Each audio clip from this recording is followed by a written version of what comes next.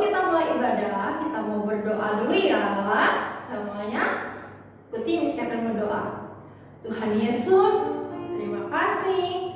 Pagi hari ini kami mau datang ke hadapan Tuhan. Kami mau menyembah Tuhan, memuji Tuhan, bahkan bersukacita di dalam Tuhan. Biarlah Tuhan melindungi kami dan menyertai kami di dalam ibadah hari ini. Terima kasih Tuhan Yesus. Kami mau mulai ibadah kami hanya di dalam nama-Mu. Kami berdoa. Haleluya. Amin. Nah, hari ini Miss Catherine mau ajak kalian bernyanyi. Kita mau bangkit berdiri. Semuanya berdiri. Ayo berdiri. Boleh ajak cici kokonya, ajak adik-adiknya. Kita mau nyanyi sama-sama. Kita mau serukan bangkitlah sama Yesus. Semuanya tepuk tangan. Kita mau bergoyang sama Tuhan. Bangkit, serukan nama Yesus. Yesus, Yesus, maju, nyatakan kuasanya. Kita buat iblis gemetar.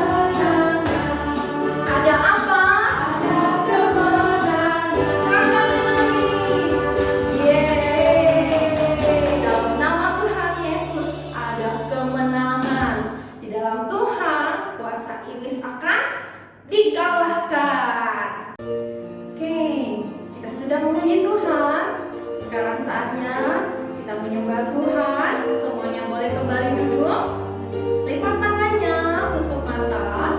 Kita mau naikkan pujian kita seperti rusa.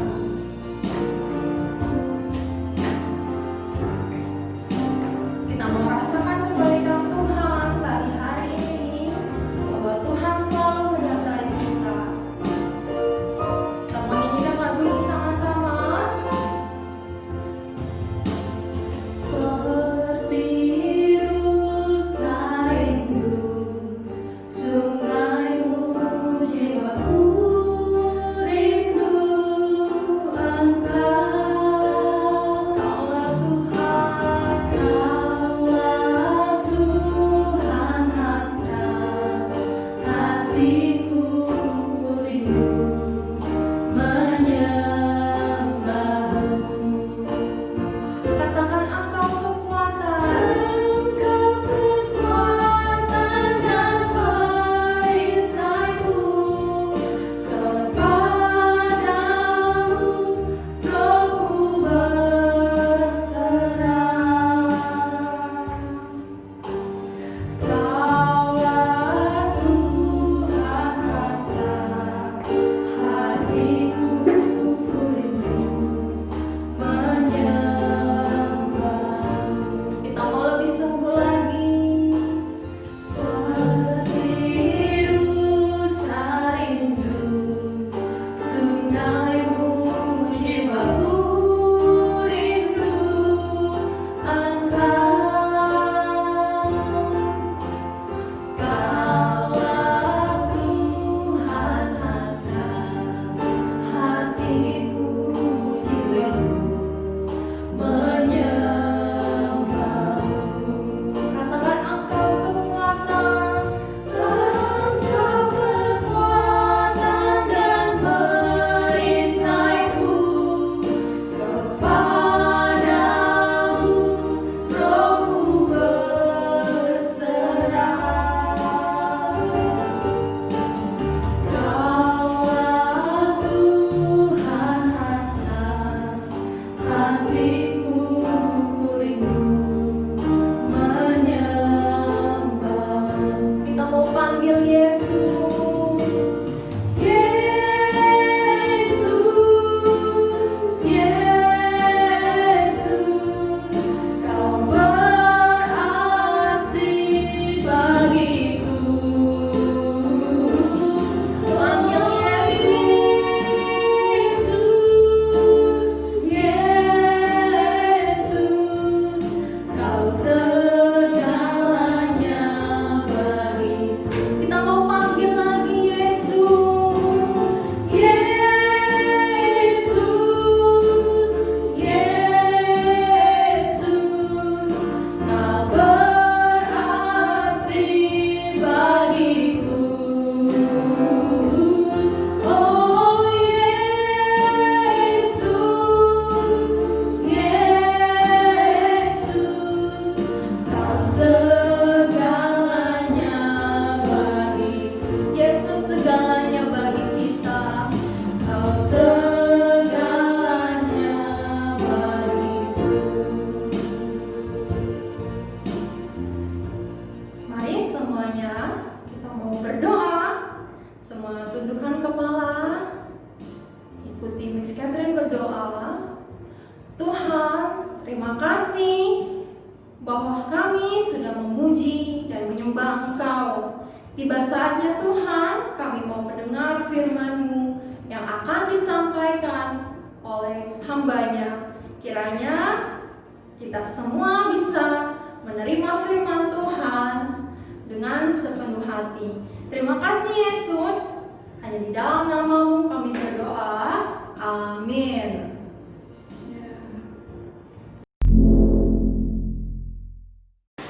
Halo, selamat pagi anak-anak. Kita bersyukur kita dapat kembali bersama-sama beribadah kepada Tuhan dan kita dapat memuji Tuhan. Dan sekarang tiba saatnya bagi kita untuk kita akan belajar akan firman Tuhan dan mendengarkan akan firman Tuhan. Tapi sebelumnya, mari kita berdoa bersama-sama terlebih dahulu. Kita minta pimpinan Tuhan supaya Tuhan juga yang menolong kita. Mari kita berdoa.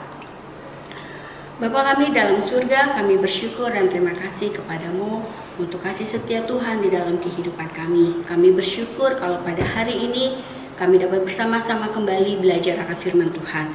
Tuhan berkati kami, Tuhan tolong kami supaya kami dapat mengerti akan firman-Mu di dalam kehidupan kami, dan biarlah Roh Kudus Tuhan yang menolong dan memimpin kami. Terima kasih Tuhan, dalam nama Tuhan Yesus kami sudah berdoa dan mengucap syukur. Amin. Anak-anak, hari ini kita mau belajar tentang seorang ayah, seorang bapak ya. Nah, pengalaman apa yang pernah kalian alami bersama dengan ayah kalian, dengan papa kalian, yang mungkin sampai sekarang pun kalian tidak bisa lupakan karena sesuatu yang begitu menarik, begitu indah yang pernah kalian alami bersama dengan ayah kalian. Pasti banyak ya, pasti banyak sekali hal-hal yang pernah kita lakukan bersama dengan ayah kita, hal-hal yang pernah kita jalani, kita kerjakan bersama dengan ayah kita, dan pasti menyenangkan sekali kalau kita bisa melakukan sesuatu hal bersama dengan ayah kita. Nah, hari ini pun kita juga akan belajar tentang firman Tuhan. Kita akan melihat bagaimana seorang ayah yang begitu mengasihi akan anaknya. Ya, namun sebelumnya kita mau melihat tayangan video berikut ini. Pin agama heran. Mengapa Yesus mau menghabiskan waktunya bersama orang-orang jahat? Maka Yesus menceritakan sebuah kisah tentang kasih Tuhan. Begini ceritanya. Seorang pria memiliki 2 anak laki-laki. Si bungsu meminta uang yang seharusnya diterimanya setelah ayahnya meninggal. Dengan sedih, sang ayah memberikan setengah dari hartanya kepada si bungsu.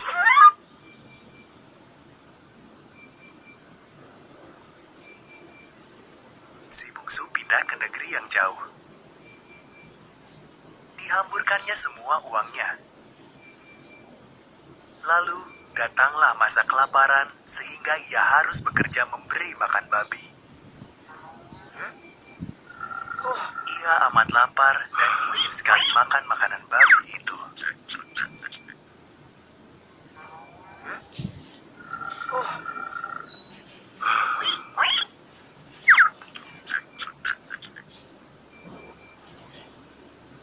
Hamba-hamba ayahku jauh lebih enak hidupnya daripada hidupku ini, pikirnya. Aku akan pulang saja dan mengaku dosa kepada ayah dan Tuhan. Mungkin ayah mau menerimaku menjadi hambanya.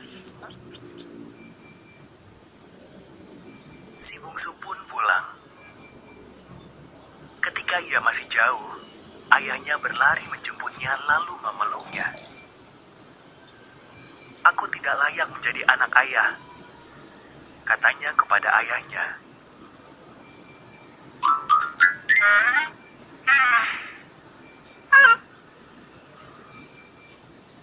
Ambilkan jubahku yang terbaik untuk anakku ini, kata sang ayah pada hamba-hambanya. Pasangkan cincin di jarinya. Panggang sapi yang paling gemuk, anakku yang hilang kini telah ditemukan. Si sulung marah ketika mendengar ada pesta. Ini tidak adil. Ia mengomel. Aku tekun bekerja, tapi tak pernah mendapat apa-apa. Ia menghamburkan uang ayah, tapi malah mendapat pesta. Segala milikku adalah milikmu juga, jawab ayahnya. Adikmu tadi mati, kini ia hidup kembali. Tadi ia hilang, kini ia ditemukan. Kita bisa apa lagi selain merayakannya? Baik anak-anak, tadi kita sudah menyaksikan sebuah film tentang anak yang hilang, ya, dan cerita ini terdapat di dalam kitab Lukas pasalnya yang ke-15 ayatnya yang ke-11 sampai yang ke-32. Di dalam cerita ini tadi kita melihat ada seorang ayah yang memiliki 2 orang anak, yaitu si sulung dan juga si bungsu. Nah, si bungsu ini ternyata meminta bagian hak miliknya untuk diberikan kepada ayahnya ya. Dia meminta harta bagian miliknya kepada ayahnya karena dia ingin pergi ke satu tempat jauh dari rumah ayahnya. Akhirnya ayahnya pun memberikan akan apa yang menjadi hak daripada si bungsu ini, apa yang menjadi bagian daripada si bungsu ini. Akhirnya si bungsu ini merasa senang. Karena apa? Karena apa yang dia inginkan itu tercapai. Apa yang dia inginkan itu dipenuhi oleh ayahnya ini. Akhirnya dengan membawa uang dari ayahnya ini, dia pun pergi ke satu tempat ya. Dan di sana dia melihat sesuatu yang baru yang mungkin belum pernah dia lihat di mana dia tinggal pada saat dia bersama dengan ayahnya tersebut. Nah, tetapi ketika dia sudah sampai di tempat itu, ternyata bungsu ini menggunakan uangnya untuk hal-hal yang tidak baik. Dia berfoya-foya, dia boros menggunakan uangnya, dia melakukan apa yang dia suka, ya, hingga pada akhirnya uang yang dia miliki pun habis. Nah, waktu uangnya habis, tiba-tiba terjadilah satu bencana kelaparan di sana. Dia tidak punya uang dan dia merasakan apa? Perutnya lapar. Tetapi untuk membeli makanan saja pun dia sudah tidak bisa. Karena apa? Karena uang yang dia miliki sudah tidak ada lagi, sudah habis. Akhirnya dia mulai mencari ke sana sini, mungkin ada orang yang mau berbelas kasihan kepada dia, memberikan makanan kepada dia, atau memberikan uang kepada dia supaya dia bisa membeli makanan. Tapi ternyata tidak ada satupun yang menolong si bungsu tersebut. Lalu dia mulai berpikir, kalau aku seperti ini, aku tidak bisa makan. Untuk itu aku harus bekerja sehingga aku bisa makan. Akhirnya dia mulai mencari-cari pekerjaan. Ya, dia cari ke sana, dia cari ke sini, dan akhirnya dapatlah dia pekerjaan. Dia mendapatkan pekerjaan, dia menjaga babi-babi dari seorang tuan yang memiliki babi-babi yang banyak. Lalu dia menjaga babi-babi itu dan dia memberikan makanan kepada babi-babi tersebut. Waktu dia memberikan makanan itu, dia lihat mungkin tuh babi makannya sangat enak gitu ya, hop hop hop hop. Lalu dia pegang perutnya, aduh, aku juga lapar, tapi aku gak punya uang untuk beli makan. Ada satu keinginan untuk dia makan apa yang menjadi makanan babi. Tapi di saat itulah dia teringat akan ayahnya. Lalu dia mulai mengingat, ayahku punya begitu banyak pelayan. Tapi pelayan-pelayan ayahku itu makanannya juga enak, sehat, bergizi. Tapi coba lihat aku di sini. Aku kelaparan, aku menderita. Akhirnya dia pun mulai menyadari apa yang menjadi kesalahan dia. Lalu dia bilang, aku ingin pulang ke rumah ayahku. Aku ingin datang, minta ampun, minta maaf kepada ayahku. Dan aku akan bilang kepada ayahku, ayah, aku sudah tidak layak lagi menjadi anak ayah. Jadikan aku salah satu pelayan ayah. Akhirnya dengan tekad yang bulat, dengan keinginan yang bulat, dia akhirnya pergi dan datang kembali ke tempat ayahnya. Waktu dia sedang jalan jauh di sana, ada seorang ayah yang sudah menunggu di luar ya. Waktu ayahnya itu keluar, dia lihat ada orang yang sedang berjalan ke arahnya. Siapa itu? Lalu bapak ini memperhatikan, ayah ini memperhatikan baik-baik. Oh, sepertinya saya tahu itu siapa. Lalu ayahnya mulai melihat dengan baik-baik. Oh iya betul, itu adalah anakku. Lalu dia berlari, ayahnya berlari menghampiri anaknya, dan sampailah mereka berdekat-dekatan. Lalu mereka berpelukan, mereka saling menangis karena begitu lama mereka tidak bertemu. Akhirnya bungsu pun berkata kepada ayahnya, "Ayah, ampuni aku tahu aku salah. Aku tidak layak lagi menjadi anak ayah. Jadikanlah aku salah satu pelayan ayah." Lalu apa yang dilakukan oleh ayahnya? Ayahnya marah-marah, nunjuk-nunjuk anaknya, marah-marah ngomel-ngomel kepada anaknya, menyala-nyalakan anaknya? Tidak. Ayahnya rangkul anaknya, dia peluk anaknya, lalu dia bawa pulang. Dan sampainya di rumah, dia bilang kepada para pelayannya, "Bawakan baju yang paling indah, cincin yang paling bagus, dan sepatu yang paling bagus. Pakaikan itu kepada anakku. Kalian potong lembu, domba, kita akan merayakan kepulangan dari anakku. Anakku yang dulu hilang, dia ditemukan lagi. Yang dulu mati, dia hidup lagi." Akhirnya para pelayan mempersiapkan segala sesuatunya dengan baik, dan mereka pun menyambut kedatangan daripada si bungsu ini. Pada waktu sedang ada perayaan di dalam rumah, tiba-tiba si sulung ini datang, datang, dan dia melihat, "Loh, ada apa? Kok ramai sekali di rumah? Emang ada perayaan apa? Sepertinya hari ini tidak ada perayaan apa-apa." Lalu dia tanya kepada satu orang pelayannya, "Ada apa di rumah?" Lalu pelayan ini bilang, "Adik Tuhan sudah kembali, dan ayah Tuhan menyambut kedatangannya dengan perayaan ini." Wah, waktu mendengar ayahnya melakukan itu untuk adiknya, bungsu ini menjadi marah, kesal. Kenapa ayah melakukan itu untuk adiknya? Lalu ayahnya ini datang, dan dia memberikan pengertian kepada si sulung. Kalau kita lihat di dalam ayatnya yang ke-31, kata ayahnya kepadanya, "Anakku, engkau selalu bersama-sama dengan aku, dan segala kepunyaanku adalah kepunyaanmu.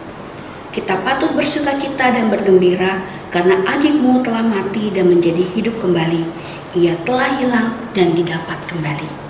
Ayahnya memberikan satu pengertian kepada kakaknya bahwa kita bersyukur, kita patut bersukacita karena adiknya yang dulunya dikira mati tapi dia hidup, yang dulunya hilang tetapi sekarang sudah ditemukan kembali. Nah anak-anak, dari cerita firman Tuhan pada hari ini kita mau belajar beberapa hal. Yang pertama, kasih seorang ayah tidak pernah berubah. Kalau kita melihat tadi bagaimana seorang ayah yang menyambut kedatangan anaknya yang sudah lama tidak bertemu dengan dia. Dia merangkul, dia memeluk akan anaknya. Kasih yang pertama yang dimiliki oleh ayah sebelum anaknya pergi tetap sama, tidak berubah ketika anaknya kembali lagi kepadanya. Ayahnya tidak menolak anaknya ini, tetapi ayahnya menyambut kedatangannya dengan penuh kasih, dengan penuh kehangatan. Ayahnya